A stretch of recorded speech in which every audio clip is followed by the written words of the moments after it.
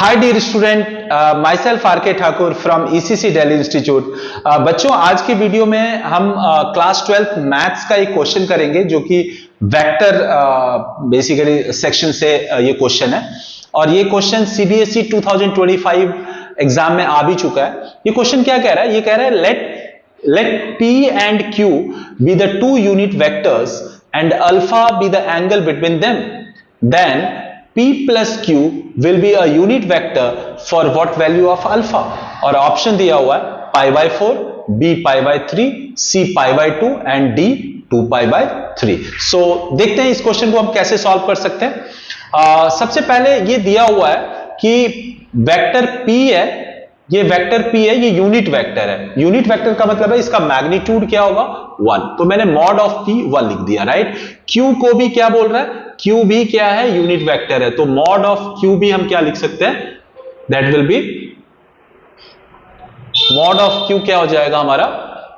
1 हो जाएगा, राइट। दोनों यूनिट वेक्टर है तो हमने 1 लिख दिया, राइट। और दोनों के बीच में एंगल एंगल पूछ रहा है, दोनों के बीच में एंगल फाइंड आउट करना है, ठीक है। दोनों के बीच में एंगल अल्फा दिया हुआ है, दोनों के बीच में एंगल बेसिकली अल्फा दिया हुआ है, तो हमें अल्फा फाइंड आउट करना है, दोनों के बीच का एंगल अल्फा फाइंड आउट करना है। और कंडीशन दिया हुआ कि जो vector P plus vector Q होना चाहिए, ये भी बेसिकली यूनिट वेक्टर होना चाहिए, मतलब इसका भी मैग्नीट्यूड क्या होना चाहिए? 1 होना चाहिए। तो ये कंडीशन है कि P और Q दोनों ऑलरेडी यूनिट वेक्टर है और दोनों के बीच में वो एंगल फाइंड करना है जब P प्लस Q वेक्टर भी क्या हो? यूनिट वेक्टर हो। तो इसको देखो कैसे सॉल्व करते हैं। इसमें हम बेसिकली दोनों को स्क्वायर करते हैं, तो यहां पे vector P plus Q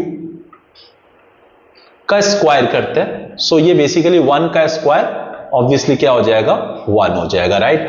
now अब हम इसको किसी भी वेक्टर के मॉड का अगर स्क्वायर को हम ऐसे भी लिख सकते हैं, किसी भी वेक्टर के मॉड का अगर स्क्वायर है तो हम इसको क्या लिख सकते हैं? इसको लिख सकते हैं vector P plus vector Q और ये डॉट प्रोडक्ट हो जाएगा vector P plus vector Q के, right, and that will B 1। ये कैसे आया?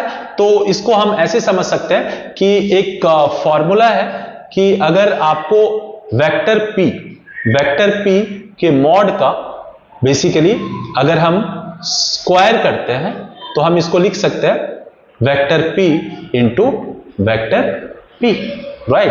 तो सेम लॉजिक से हमने इसको ऐसे लिख दिया। अब यहां पे हम डॉट प्रोडक्ट, दोनों का डॉट प्रोडक्ट निकालते हैं। इस P वेक्टर से दोनों में मल्टीप्लाई करेंगे तो it will become P into P dot P plus दूसरा क्या होगा?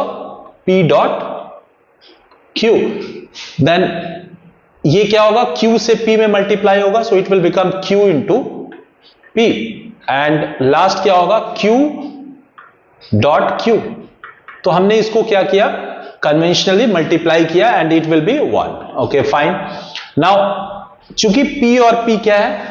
दोनों यूनिट वेक्टर है, तो दोनों का डॉट प्रोडक्ट को हम क्या लिख सकते हैं? Mod of P cos. अब दोनों के बीच एंगल क्या होगा? ऑब्वियसली दोनों सेम वेक्टर है तो कॉस 0 हो जाएगा एंड P डॉट Q और यहां पे Q डॉट P दोनों बेसिकली सेम होता है। डॉट प्रोडक्ट में P डॉट Q और Q डॉट P सेम होगा, सो हम यहां पे 2P डॉट Q लिख सकते हैं, राइट। 2P डॉट Q लिख सकते हैं और फिर से यहां भी Q डॉट Q को क्या लिख सकते हैं? Mod of Q cos same vector है तो कॉस 0 इज इक्वल टू 1 हो जाएगा, राइट। नाउ यहां से हम क्या कर सकते हैं? P और ये भी 1 है, ये भी 1 है और cos 0 भी 1 होता है तो इट विल बिकम 1। नाउ यहां पे 2 है, दैट्स फाइन।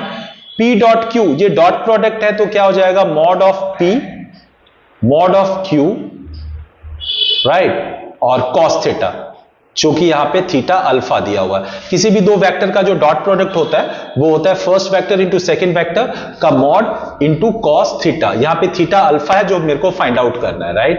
नाउ प्लस ये भी हो जाएगा 1, ये भी 1 और cos 0 भी 1, तो विद द सेम लॉजिक ये भी 1 हो जाएगा is equal to 1, right.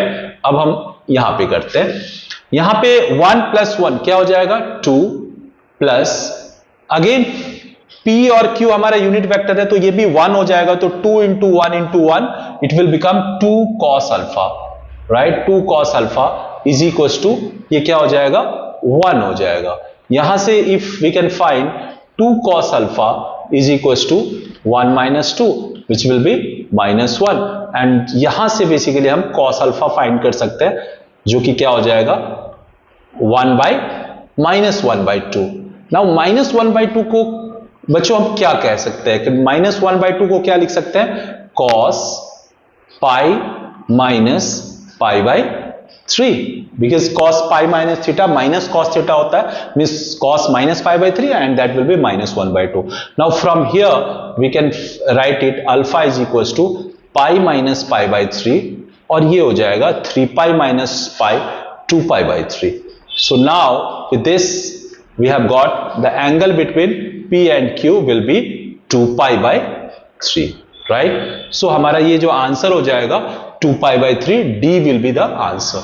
So I think ये आपको क्लियर हो गया होगा। इस क्वेश्चन में जो अप्रोच है विच इज यूनिक, यहाँ पे जब भी P और Q यूनिट वेक्टर के फॉर्म में दिया हो और दोनों के बीच में एंगल फाइंड आउट करना हो और उसके लिए एक कंडीशन दी हुई हो, यहाँ पे P plus Q unit vector बोल रहा है, यहाँ पे P और Q के फॉर्म में कुछ भी अगर गिवन होगा और उसको बोले कि वो यूनिट वेक्टर होगा, तो उस केस में P और Q के बीच में एंगल कैसे फाइंड करेंगे, तो will attempt like this only, दोनों साइड स्क्वायर करेंगे, स्क्वायर को फिर हम डॉट प्रोडक्ट में कन्वर्ट करेंगे and this way we can find the answer. So hope कि ये इसका आंसर आपको क्लियर हो गया होगा, इसका सॉल्यूशन क्लियर हो गया होगा, right. Thank you so much.